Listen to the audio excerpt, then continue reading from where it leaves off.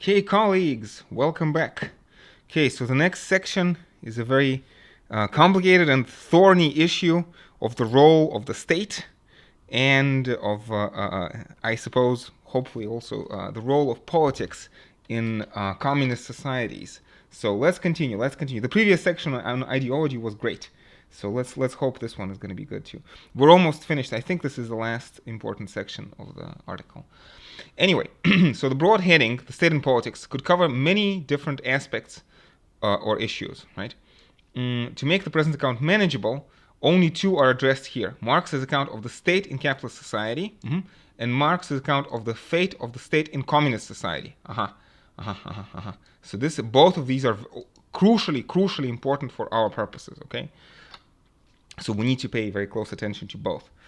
Consequently, many other important political issues, the nature of pre-capitalist states, relation between states, political transition to communism, and so on, are not dealt with. I should note political transition to communism. That's a very also another important, problematic, thorny issue. As Michael Bourgeois says, Marx has three problems. He has a flawed theory of class struggle. So problems in Marx. An underdeveloped theory of the state, and the problem with the theory of transition to communism. So Michael Bourgeois, according to Michael Bourgeois, who himself is a Marxist, identifies these three problems. And, you know, I'm inclined to agree. Let's put it that way. Let's proceed. Marx offers no unified theoretical account of the state in capitalist society. Instead, so as always, no unified theoretical account. But tired of hearing this yet, no? Instead, his remarks on this topic are scattered, as very often happens, across the course of his activist life. Again, Marx is a theorist versus Marx is an activist, and deeply embedded in discussions on contemporary events.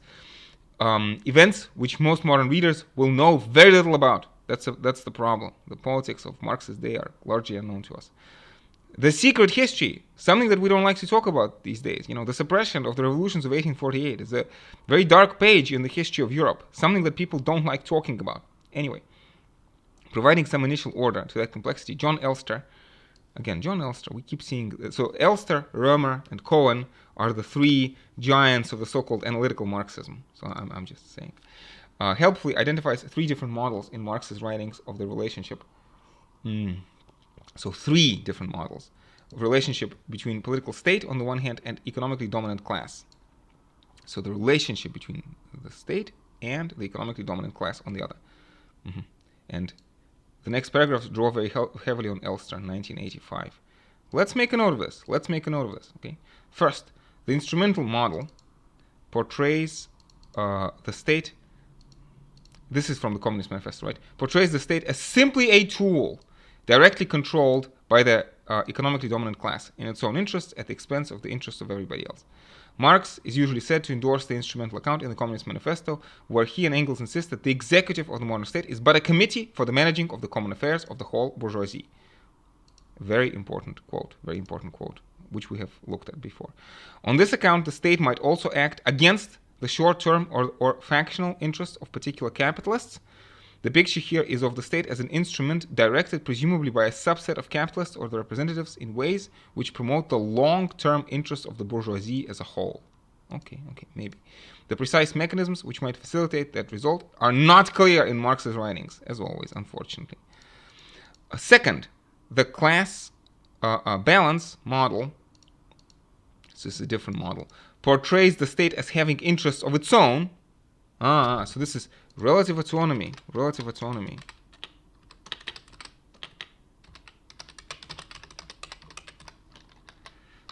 With capitalist interests as merely one of the strategic limits on its pursuit of its interests, whatever, right?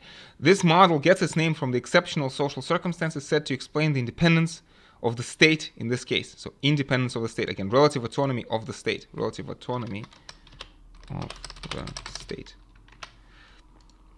In situations where the social power of the two warring classes of contemporary society, capitalists and workers, are very nearly balanced, the political state, and especially the executive, can gain independence from both, exploiting the conflict between classes in order to promote its own interests. So notice, a third class, as the bureaucracy, the third class. Very, very interesting suggestion. Very interesting suggestion. Should we keep this in mind in our essays? Yes, definitely.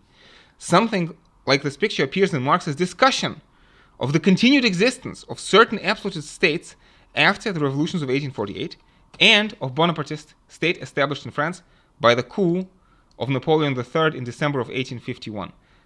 The state now competes with capitalists and proletarians and is not merely the tool of the bourgeoisie by promising each of the major classes to protect it against the other, so that the government can rule autonomously. Right? By doing so, the government can rule autonomously, or relatively autonomously. On this account, the state has interests of its own, but presumably only gets to pursue them if those promises to others are plausible, finding some reflection in its policies and behavior.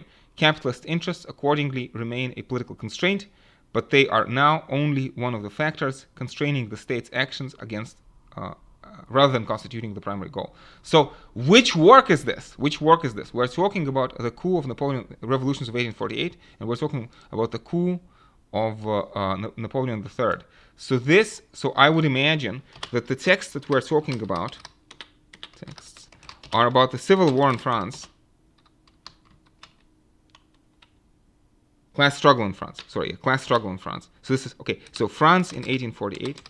I forget the exact name of the work. I think it's Class Struggle in France.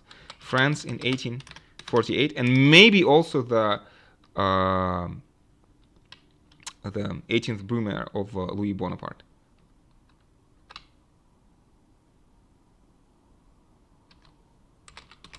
I cannot spell Bonaparte. I'm sorry. Is this how you spell Bonaparte? Whatever. So, it's a kind of with 3 question marks, because the text here doesn't actually say. Anyway, the third, the abdication model.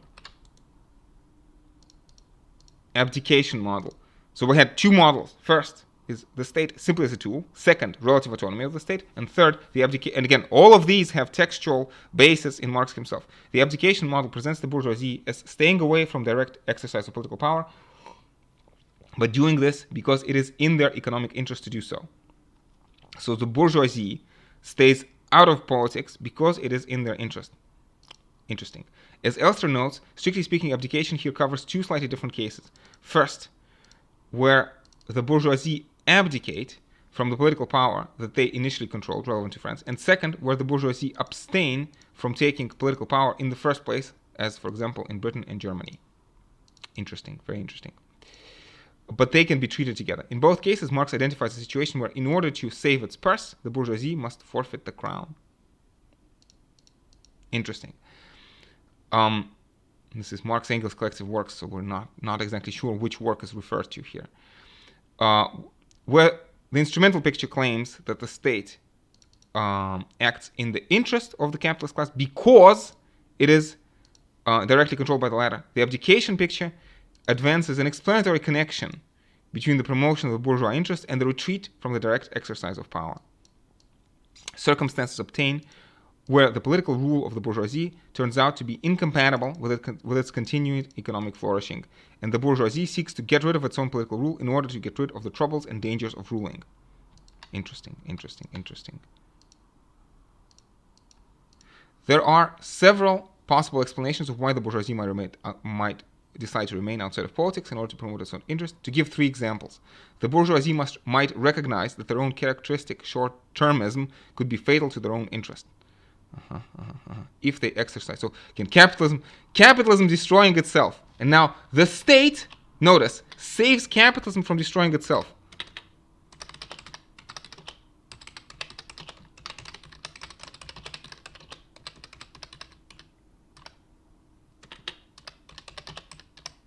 So, saves capitalism from destroying capitalism, right? That's what I mean by itself. So if bourgeoisie exercise direct political as well as economic power, so this is the first example. The second example, the bourgeoisie might find political rule sufficiently time and effort consuming to withdraw from it. Sounds like a less interesting option. This first one is very interesting and very important. Discovering that the economic benefits kept on coming regardless, or the bourgeoisie might appreciate that the abdication weakened their class opponents, forcing the proletariat to fight on two fronts against capital and government, and thereby making it less able to win those struggles. So I'm not sure about point 2 and point 3, but point number 1 is certainly super important and something that we absolutely should keep in mind. For the in the essays. Okay.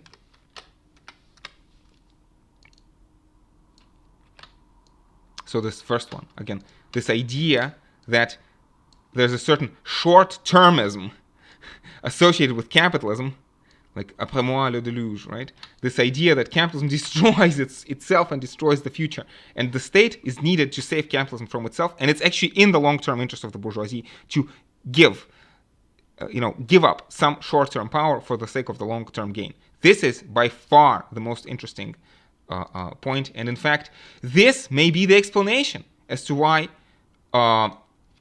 potentially, why communism is not here, why communism is not inevitable, and maybe even that communism is impossible. Okay? Super important, super important. Okay. Let's take a deep breath. There are many questions one might have about these three models. First, one might wonder which of these three models best embodies Marx's views, right? The instrumental account is the earliest account, which he largely abandons. So Marx largely abandons from early 1850s, presumably noticing how poorly it captured contemporary political realities. So Marx changing his mind, yeah, it happens. In particular, the stable, so Marx changing his mind. And notice, Communist Manifesto, technically speaking, has to be rewritten. You see?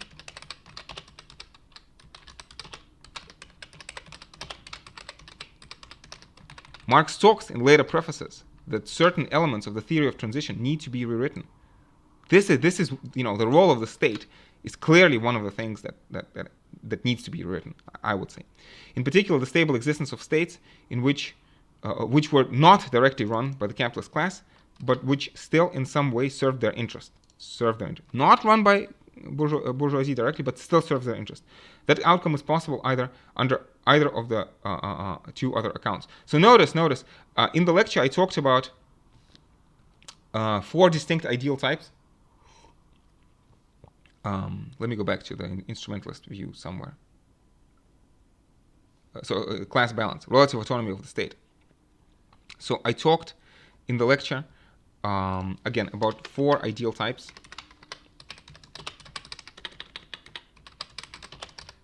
And these 4 ideal types are communism, which is like democratic communism,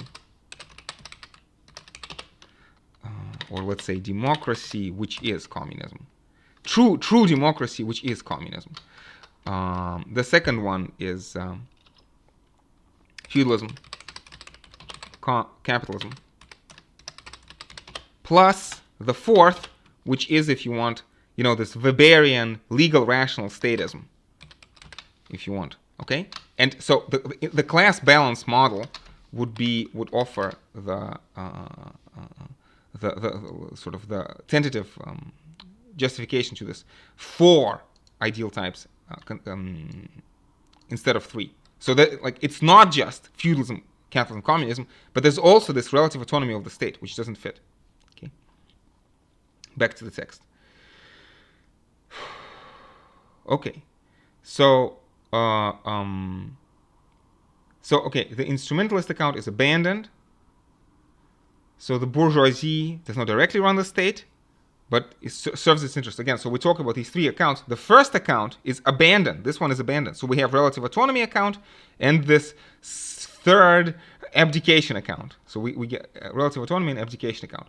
The outcome is possible under other 2 accounts. So again, relative autonomy and abdication. However, Marx seems to have thought of the class balance model as the temporary solution in the exceptional circumstances, and perhaps held that it failed to allow the stable explanatory connection that he sought between extant political arrangements and the promotion of dominant economic interest. In short, for better or worse, Marx's considered view looks closer to the abdication account, reflecting his conviction that the central features of his political life are explained by the existing economic structure. You know what? Let me transition, because when I say statism, I am not sure whether I mean class balance statism. And when I say statism and when I say relative autonomy, do I mean class balance or do I mean abdication? And honestly, I am not sure. Let's think about this. Let's think about this together. Let's discuss this in the seminar. Second, one might wonder which model allows greatest autonomy to the political state. A weak definition of state autonomy might portray the state as autonomous when it is independent of direct control. On this definition, both the class balance and abdication model, but not the instrumental account, seem to provide for autonomy. A strong definition of the state autonomy might require what Elster calls explanatory autonomy, which exists when, to the extent that its structure and policies cannot be explained by the interest of an economically dominant class. Okay, honestly, I'm not sure if this is even important for us. I'm not sure what we're talking about here. Only the class balance view seems to allow significant explanatory autonomy. In his preferred abdication account, Marx allows that the state in capitalist society is independent of direct capitalist control, but goes on to claim that its main structures, including that very independence and policies, are ultimately explained by the interest of the capitalist class. State in capitalist society is independent of direct capitalist control, but its main structures, including the very independence, are ultimately explained by the interests of the capitalist class. Sounds good to me. Very important formulation. Let's keep this in mind. Okay, we're good. This is the state under capitalism. What's at stake? The stake is whether the revolution is possible, whether the revolution is inevitable, right? So the stakes are very high. Okay. Let's look at the next section. So we've dealt with state under capitalism. Now let's talk about state under communism. The fate of the state in communist society. For reasons discussed below, section 8, Marx declines to say much about the structure of a future communist society. Marx is not a philosopher of communism. He is a philosopher of capitalism. He doesn't talk about communism. He declines to talk about communism. It's a future society. Let's not predict what's going to happen. Let's not draw castles in the sky. However, in the case of the fate of the state, that reluctance is partially mitigated by his views that the institutional arrangements of the Paris Commune, say hi to Paris Commune, right, prefigured the political dimensions of communist society. Councils, Soviets, that's why the Soviet Union was purportedly, allegedly, but not really Soviet.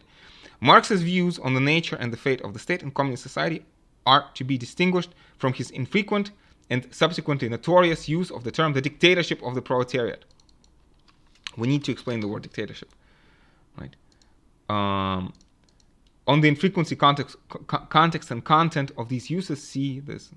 The idea of dictatorship in this historical context has the ancient connotation of emergency rule rather than the modern connotation of totalitarianism.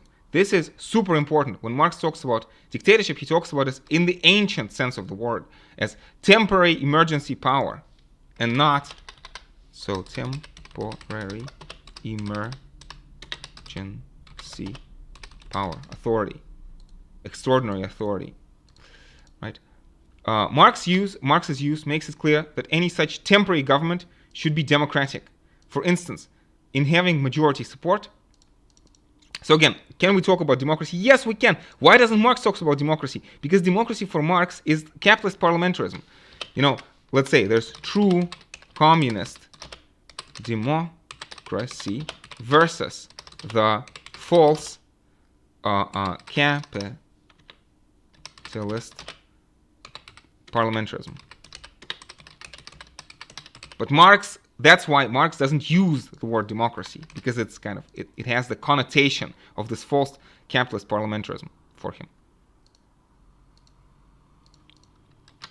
For instance, in having so we're talking about democracy, preserving democratic rights, rights of free speech, rights of freedom of association, and so on. However, it is by definition extra-legal in the sense that it seeks to establish a new regime. So it's extra-legal, seeks to establish a new regime, and not to preserve an old one. So understood. So period of transition, legal transition. We're changing the constitution, right? So understood. The dictatorship of the proletariat forms part of the political transition to communist society. A topic lamentably not covered here, unfortunately. Maybe we need to read about this elsewhere, rather than and Marx's theory of transition is a big problem. So this is again, we need to look at that separately. Marx's theory of transition. Okay. So dictatorship of the proletariat is transitional element. It is not. So dictatorship of the proletariat is not a part of the institutional structure of communist society itself, right? Rather than, so it's not the dictatorial, that is the temporary and extra-legal character of this regime, ends with the establishment of a new and stable polity. And it is the latter which is discussed here. The character of the so new and stable polity, and this is what the text Wolff and Leopold are going to discuss. The character of the state in communist society consists in part of its form, institutional arrangement, and its function. Its form and its function. Let's talk about these. Some sense of the form of the state in communist society can be gained from Marx's engagement with the Paris Commune. Yes, super important, Paris Commune. His preferred future political arrangements involve a high degree of participation and a radical deprofessionalization of certain public offices. So we have these, if you want, quasi-anarchist elements. Quasi-anarchist elements.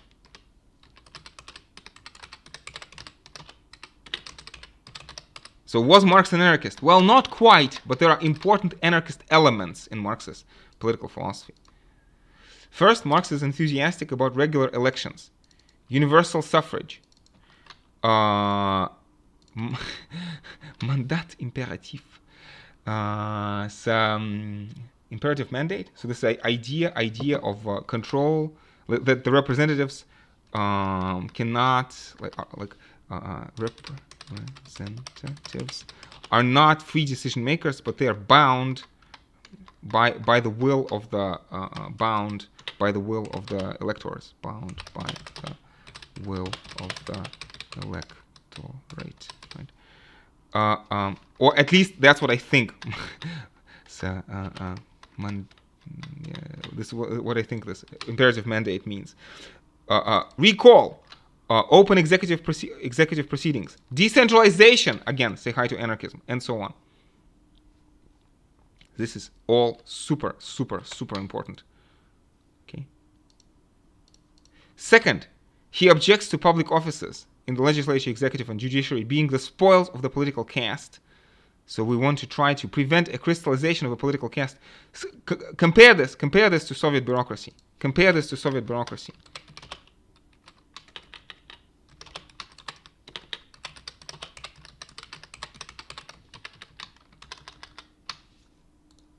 Or I should say, contrast this with Soviet bureaucracy.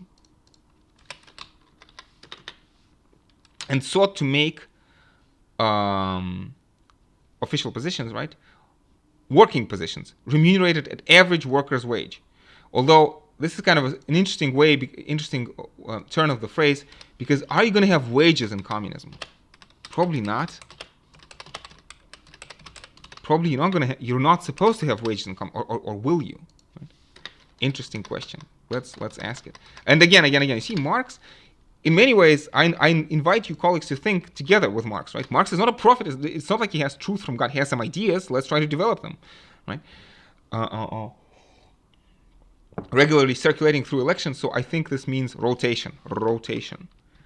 So that there is no crystallization of a fixed caste of bureaucrats, but different people occupy the positions. And all of this can be compared to ancient Athenian democracy.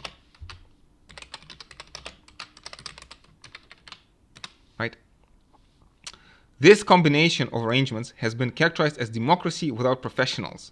I like this phrase, democracy without professionals. Marx, okay.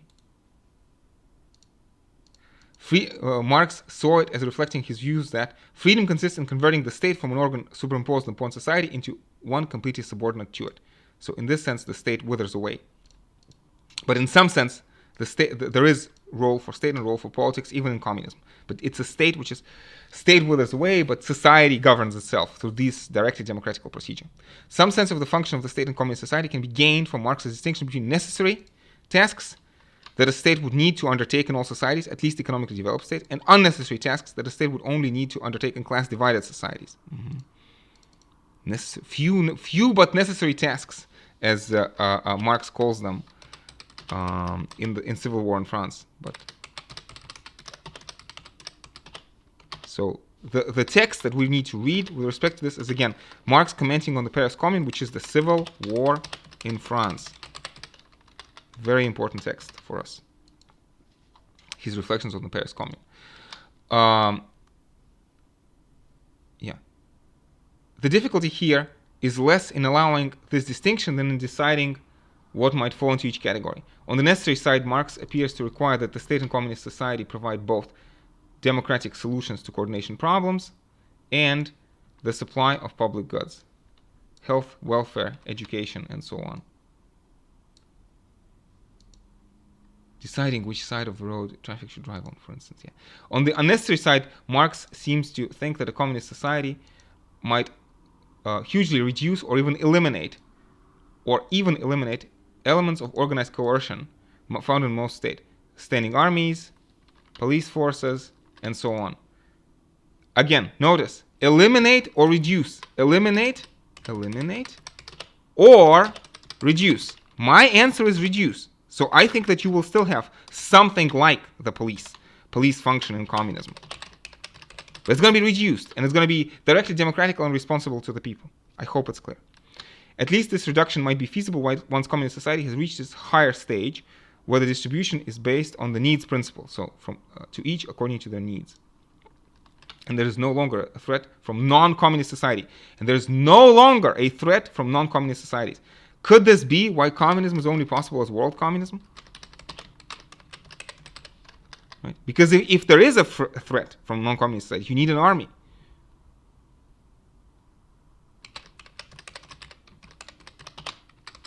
Okay. There are all sorts of there's a million problems in every sentence here, right? But I hope at least we're familiarizing ourselves with the general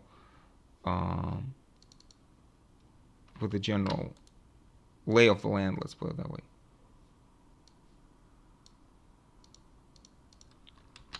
Again, there are many reservations that one might have about this account. First, many will be skeptical about its feasibility, and perhaps especially of the purported reductions to elimination of state coercion. That skepticism might be motivated by the thought that this would only be possible if communist society were characterized by widespread social and political consensus. Yeah, I think that's an important thought. Yeah, maybe akin to Rousseau's general will. I'm always reminded of Rousseau.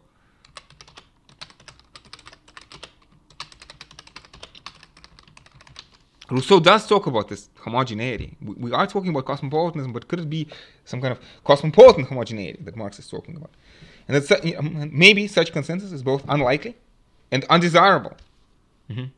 Diversity and disagreement having a value. However, the reduction or even elimination of state coercion might be compatible with certain forms of continuing disagreement about the ends of communist society. Might be compatible. Imagine that a democratic communist polity introduces a new law prohibiting smoking in public places, and that a representative smoker, called N, obeys that law despite being among the minority who want practice permitted. Again, Rousseau. Force to be free. N's motivation for obedience, we can stipulate, is grounded not in fear of likely response of the armed persons, but rather in respect. Respect for the democratic majority of the community which he is a part. Again. I'm getting Rousseauian vibes. Rousseauian and maybe Hegelian. This is what, again, Marx doesn't write about politics. If you want to know about politics and communism, you have to read Rousseau and Hegel, and maybe Mill. In short, reasonably strong assumption about democratic. Well, you know what? Let's add Mill, John Stuart Mill, to the fray. reasonably strong assumptions about democratic commitments of individuals might allow the scaling down of organized coercion without having to presume universal agreement among citizens on all issues. Okay, so this was our first problem. Oops.